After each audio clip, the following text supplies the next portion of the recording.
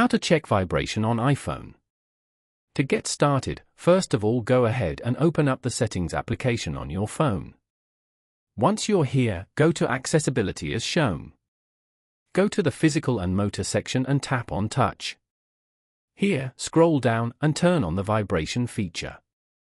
When this switch is on, all vibration on your phone will be enabled, including those for earthquake, tsunami, and other emergency alerts.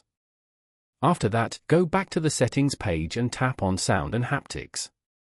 Here, go to the Ringtone and Alert section at the top and go to Haptics.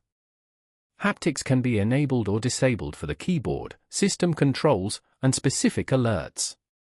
From here, select Always Play.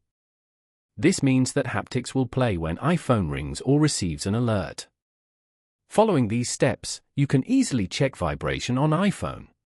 Thank you for watching. Please leave a like if this tutorial helped you, or leave a comment below if you have any questions related to the video.